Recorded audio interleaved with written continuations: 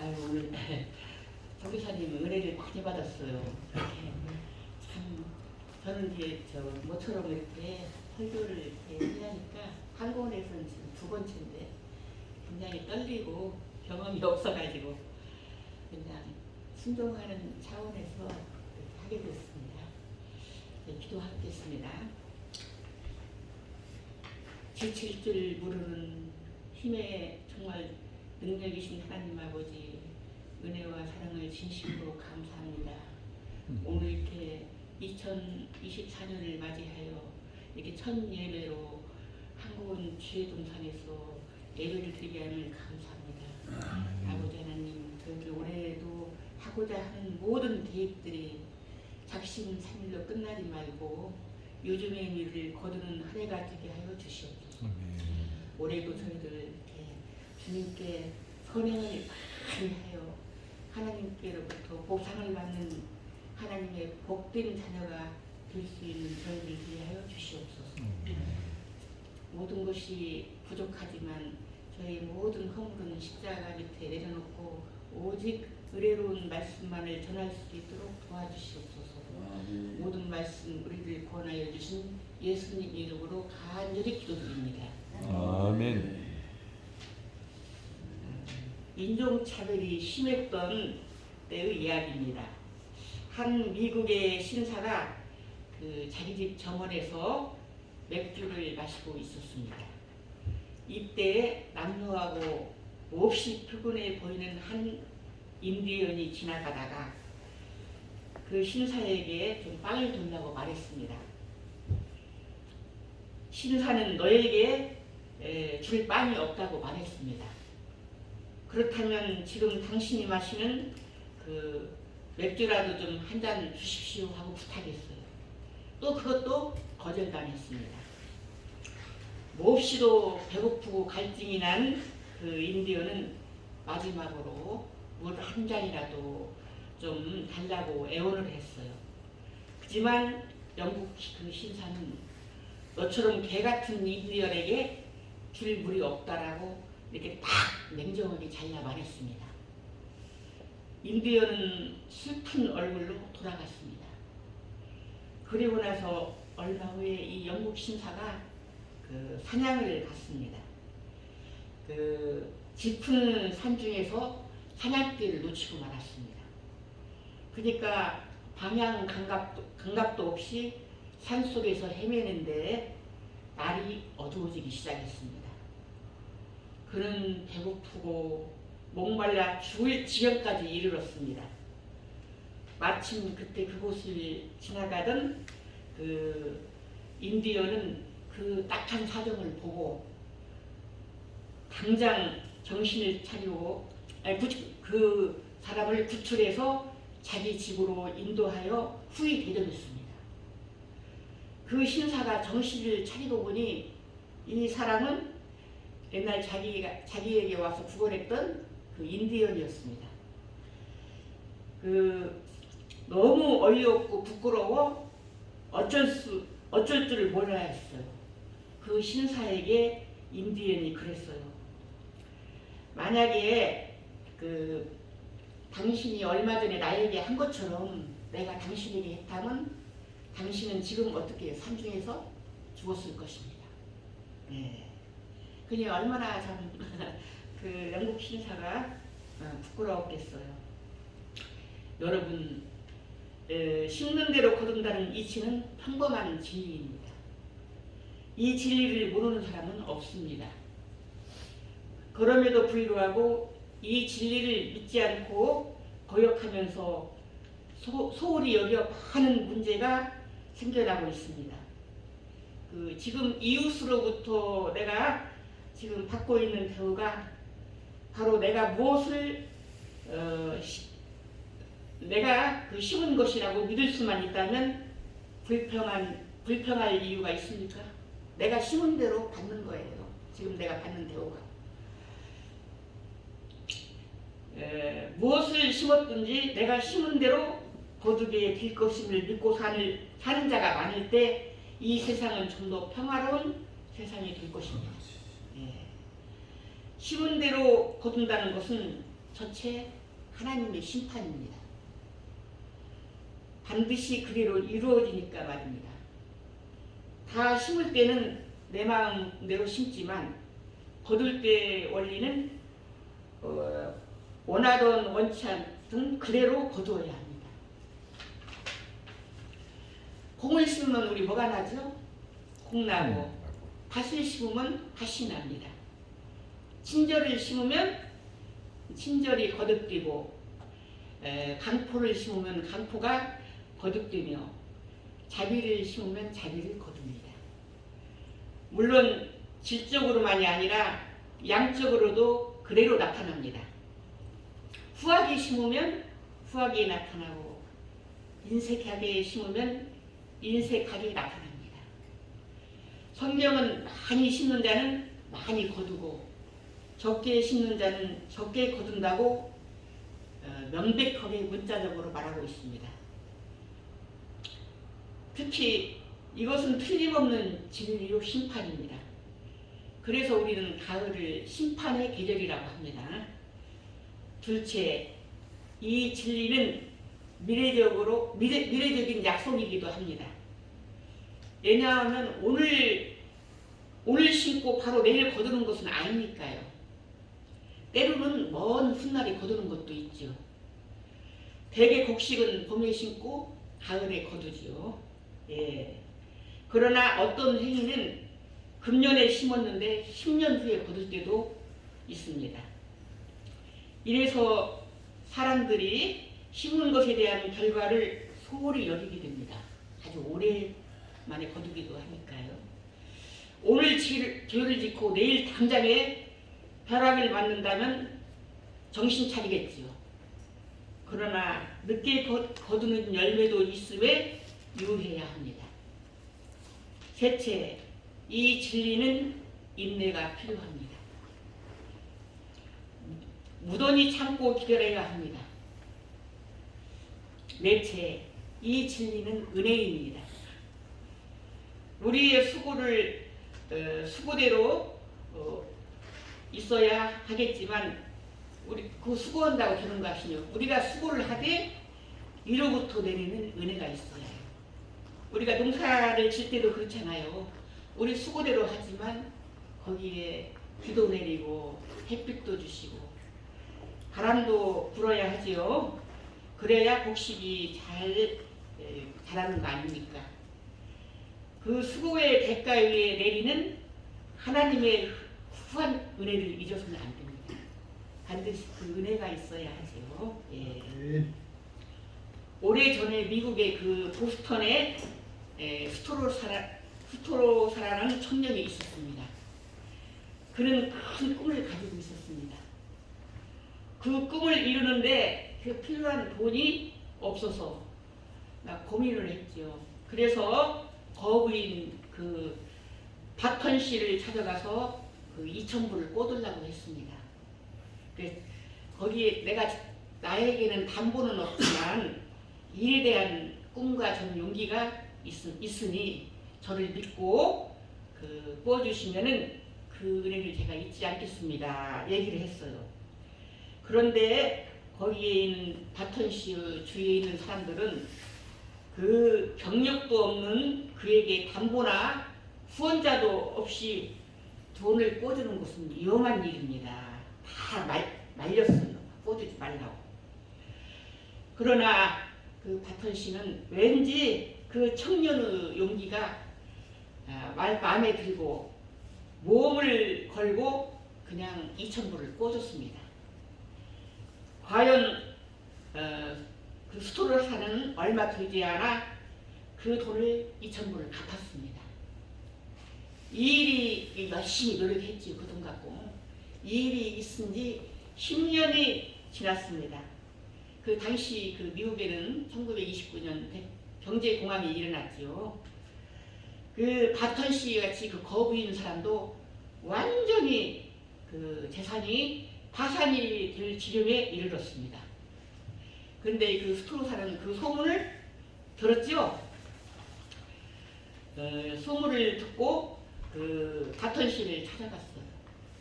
하고 당신이 그 빚진 돈 그 바턴 씨가 7만 5천 불을 빚을 졌대요. 그 빚을 제가 대신 갚아주겠다고 했어요. 바턴 씨는 깜짝 놀랐죠. 아니 자네가 가져갔던 돈을 이미 옛날에 갚았는데 하고 의아해했어요. 근데 그 이제 이 스토로사는 당신이 베풀어준 그 은택을 저는 평생 잊지 못합니다. 라고 얘기했어요. 그 2,000불로 장사를 해서 오늘 이렇게 저는 큰 부자가 되었습니다. 그리고 저는 진심으로 이렇게 스토로사는 진심으로 고마워했습니다.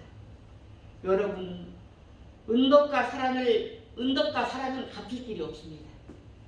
이것이 돈으로 갚아준다고 생각하는 사람은 정신 나간 사람입니다. 어느 똑똑한 어머니가 자녀들에게 늘 용돈을 줄 때마다 막 기록을 하면서 너에게 투자를 많이 했다고 말했다는 것입니다. 어느 날 아이가 용돈을 타가면서 10년 후면 제가 이자를 많이 붙여서 갚아드리겠다고 말하면서 고마움은커녕 당당하게 돈을 받아갔어요. 앞으로 갚을 것이니 미안하거나 고마울 것이 없다는 생각입니다. 근데 떳떳하게 받아갔어요. 이거 얼마나 이렇게 잘못되어 가고 있는 일입니까? 이것이 과연 갚아지는 것입니까? 참 우리가 부모님의 은혜나 하나님의 은혜는 정말 다 갚기가 어렵지요. 은덕과 사랑은 영원히 갚을 수 없는 빚입니다. 오늘 본문은 쉬운 대로 거둔다는 인과 윤리에 있는 하나님의 뜻과 그리스도의 마음으로 우리에게 설명하고 있습니다. 세상 사람들의 삶의 형태를 여러 가지 측면에서 나눌 수 있는데 여기에서는 그 과거 지향적인 형과 미래 지향적인 것으로 나눌 수 있습니다. 과거 지향적인 사람은 우선 악을 심고 그 악이 싹이 나는 것을 두려워하여 벌벌 떠는 사람을 말합니다. 그 악의 싹이 나 심은 대로 거둔다는 이 진리를 알고 있기에 어딘가에 남몰래 심어놓은 악의 씨가 머리를 들고 돋아날 것이므로 무사할 리가 없다는 것입니다. 그래서 늘 불안에 매여 살고 있는 사람입니다. 그 하나는 작은 것이지만 선을 심고 기다리면서 또 불만을 가진 인간이 있습니다. 내가 이렇게 선한 일을 했는데 왜 하나님은 나한테 복을 주시지 않는가? 또는 내가 11조를 바쳤는데 왜 장사가 잘 되지 않는가? 하고 불만과 불편으로 살아가는 것입니다. 어쨌든 둘 다 과거 지향적인 사람들로 피곤한 삶을 사는 사람들입니다.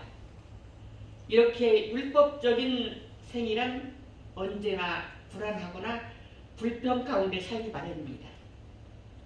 그러나 오늘 본문에서는 미래지향적이요 적극적이고 창조적인 삶을 가르치고 있습니다.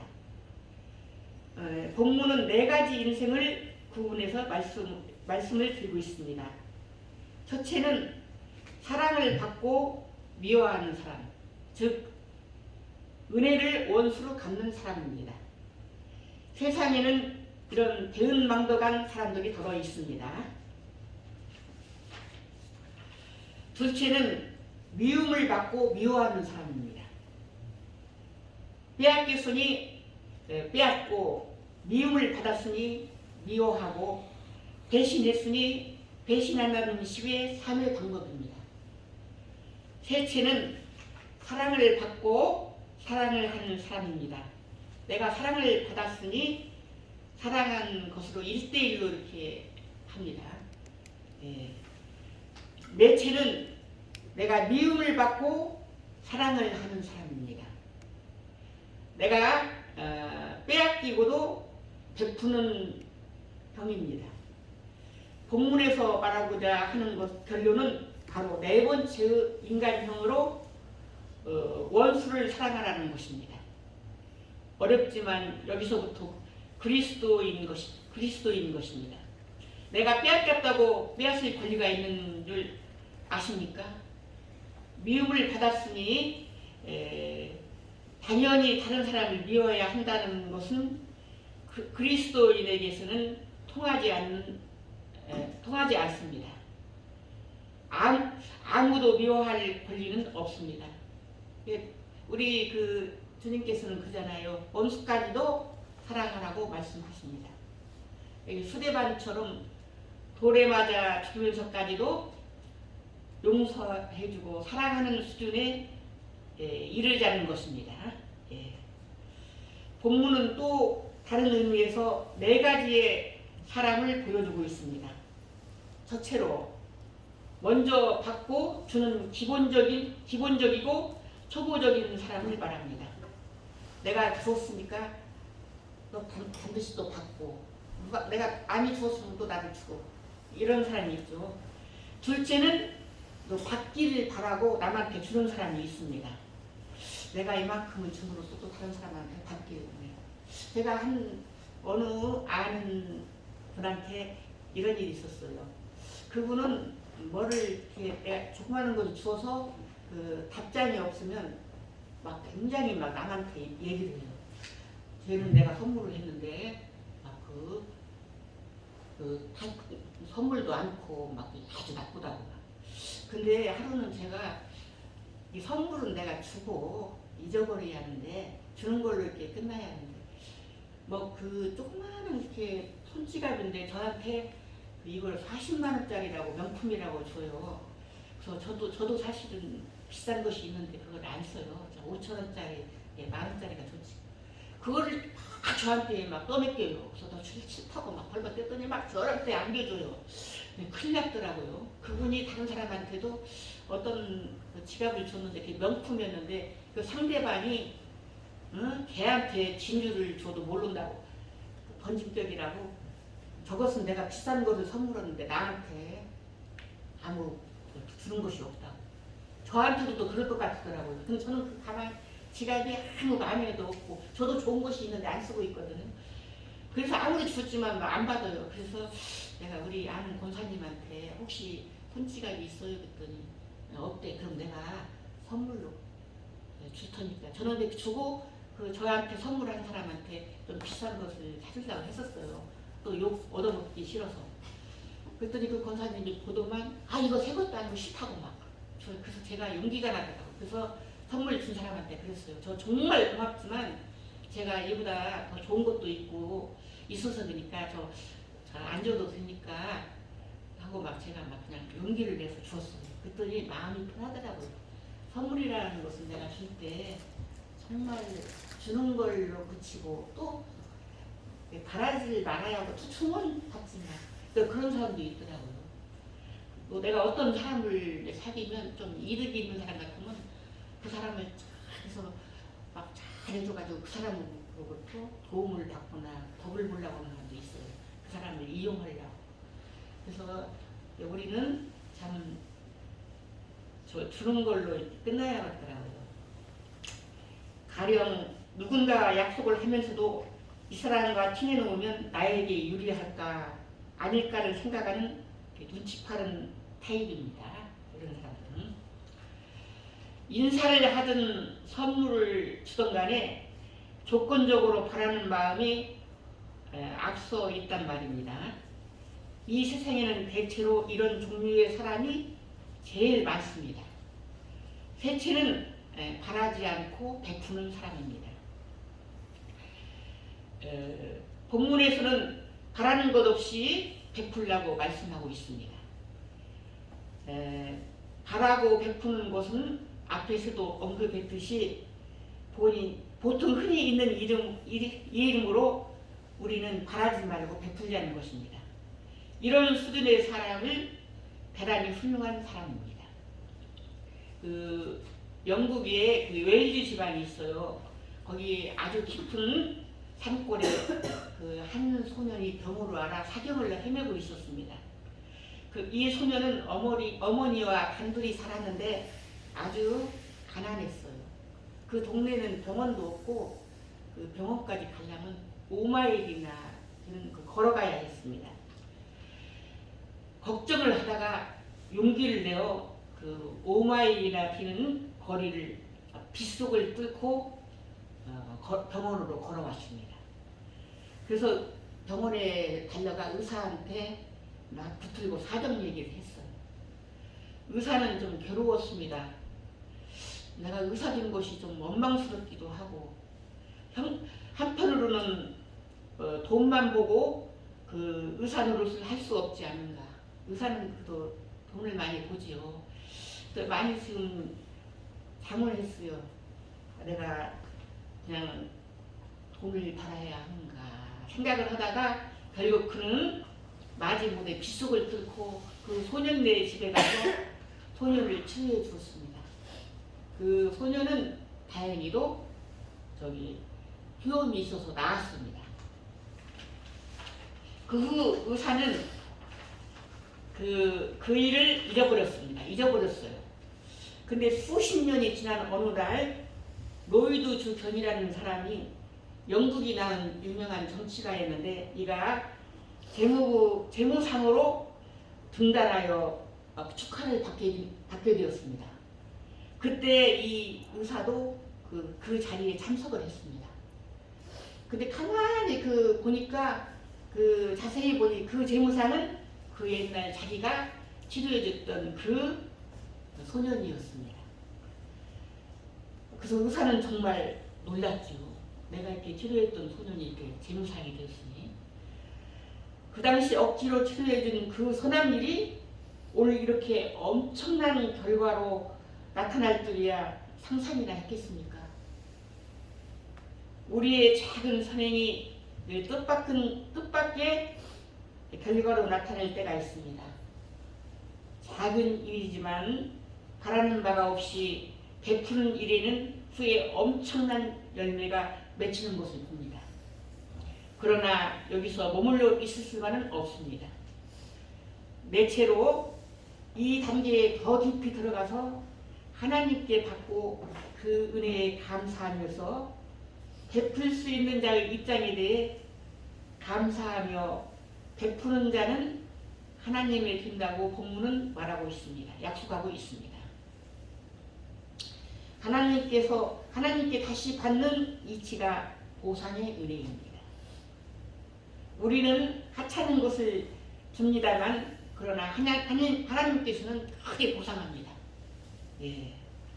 주님은 그 냉수 한 그릇이라도 주님의 이름으로 줄 때에는 결탄코 상을 잃지 아니하리라고 했습니다. 그 순수한 동기에서 냉수 한 그릇이라도 베풀어 줄 때에는 하늘의 상이 있겠다고 엄청난 보상의 진리를 말씀해 주신 것입니다. 그 동기가 중요합니다. 인간에게 주고 인간으로부터 받고 오늘 주고 내일 받기를 바라는 마음은 단순한 그 인간의 그 마음입니다. 우리는 단순한 인과율에 불과합니다. 이웃에게 베풀고 하나님께로 받고 땅에서 베풀고 하늘에서 받으며 작은 것으로 베풀고 큰 것으로 받는 큰 이치가 주님께서 말씀하시는 보상의 은혜입니다. 네, 오늘 본문에는 황금률이 있습니다. 남에게 대접을 받고자 하는 대로 너희도 남을 대접하라고 했죠? 예, 이건 잘 아는 내용입니다. 여러분, 남으로부터 대접받고자 하는 바가 무엇입니까? 여러분의 이웃이나 친지들이 여러분에게 어떻게 해주기를 바랍니까?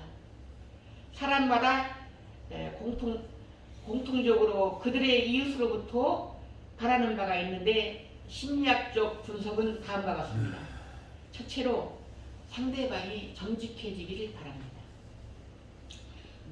누구든지 나와 상관되는 사람은 다 내게 정직해지기를 바란다는 것입니다. 둘째는 다정해 주기를 바랍니다. 즉 사랑받기를 바라고 용서해 주기를 바라는 욕구가 있는 것입니다. 셋째는 신실해 주기를 바랍니다. 오늘 한 약속을 끝까지 지켜주기를 바란다는 말입니다. 나는 비록 잘 지키지 못해도 상대방이 꼭 잘 지켜주기를 원하는 것입니다. 넷째는 인내해 주기를 바랍니다. 나는 성급하면서도 상대방은 참아주기를 원합니다. 이상 네 가지가 인간이 남에게 기본적으로 가지고 있는 욕구라고 합니다. 성경은 이 욕구에 대해서 내가 먼저 그리하라라고 말씀하고 있습니다. 즉 내가 대접을 받고자 하는 대로 먼저 나를 대접하라는 것입니다. 이것은 진리요 심판이며 보상입니다. 그리고 하나님의 약속입니다. 자비를 베풀라 그러면 하나님께로부터 용서함을 받을 것이고, 은혜를 베풀라 그러면 하나님께로부터 은혜를 보상받을 수 있다는 진리입니다. 정말 귀한 복음입니다. 그 옛날에는 우리가 그 쌀 같은 거 살 때는 그 말이나 벼가 있었죠. 근데 지금은 저울이 있죠. 저울에 딱 정확하게 달아서. 근데 어느 집에 쌀집에 있는데 딸이 그 둘이 있었어요. 그 첫째 딸은 참 그 우직하고 좀 순진하고 정직했어요. 근데 그 둘째 딸은 굉장히 세상적으로 약었어요. 약어서요. 근데 쌀 장사를 시켜보면은 그 첫째 딸은 쌀을 교회나 담궈서 막 이렇게 잘 이렇게 해서 줬어요. 그러면 그 쌀은 굉장히 많이 들어간 거예요. 근데 약은 딸은 막 교를 갖다가 확 해갖고 확 깎아서 주면 그 사람한테 둘째 딸한테 산 사람은 집에 가서 달아보면 형편없이 적어요. 막 빚을 줬어. 막 깊어가지고 막 이렇게.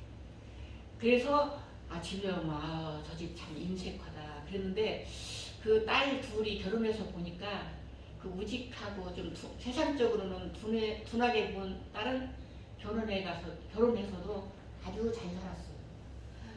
참 잘 살고 막 농사도 많이 짓고 항상 남한테 베풀고 권사가 됐는데 이 둘째 딸은 잘 살 것 같은데 자기 꾀에 자기가 넘어가고 항상 남을 이렇게 속이고 좀 잘 살지를 못하더라고요. 그렇게 아무리 살아도. 이게 우리는 이제 그 베푸는 삶을 살아야 되더라고요. 정직하고 이런 사람을 하나님께서 이렇게 보상으로 주시는 것 같아요. 그런데 본문에서 보면 곧 후이되어 누르고 넘치도록 즉 곡상으로 주겠다는 말씀입니다. 곡상은 어떤 거예요? 넘치게 준다는 말입니다. 예, 하나님께서는 이렇게 후이 우리한테 복을 주시겠다는 말입니다. 여러분들에게 누가 1,000원을 달라 하면 그 사람에게 2,000원을 준 경험이 있습니까? 오리를 가자고 하는 사람에게 신리를 가보았습니까? 겉옷을 달라는 사람에게 여러분 속옷가위로 준 일이 있습니까? 우리는 그만 만사를 달라는 것에서 더 주기는커녕 깎아주는 일에 익숙해 있습니다. 1,000원을 달라고 하면 500원을 주기가 십상입니다. 하나님은 흔들고 눌러서 넘치도록 주신다고 말씀하십니다. 이것이 하나님의 주시는 보상의 은혜입니다. 예, 심은 대로 거두는 진리를 심판으로 받으며 사는 사람은 참으로 불행한 사람입니다. 그러나 심은 대로 거둔다는 진리를 은혜의 보상으로 받을 수 있는 사람은 축복된 사람입니다.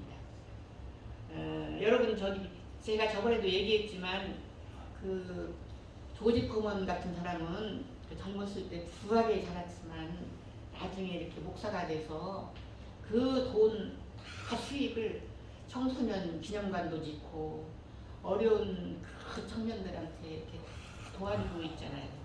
그리고 오프라 윈프리 여러분 잘 알죠? 토크쇼 여왕.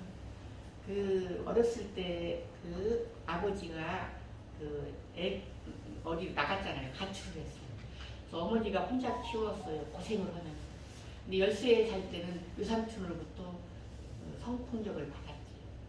그래서 그뒤로부터는 굉장히 좌절하고 막 아주 정신적으로 막 예민해져가지고 막 그냥 집에서 막 그냥 먹고 자고 막 그래가지고 몸이 막 100kg까지 일어났잖아요. 근데 그 13살이 넘어서 15살 아버지가 갑자기 나타났어요. 근데 아버지가 다행히도 그 예수를 믿었대요. 그래가지고 이 오프라 인프리를 하루에 늘 감사한 거 5가지를 쓰라고 했어요. 그러면서 성경적으로 잘 또 가르쳤대요. 오프라 인프리가 그때부터는 그 감사한 일도 쓰고 차츰차츰 변했어요. 처음에는 막 100kg 막 그냥 엉망으로 살았지.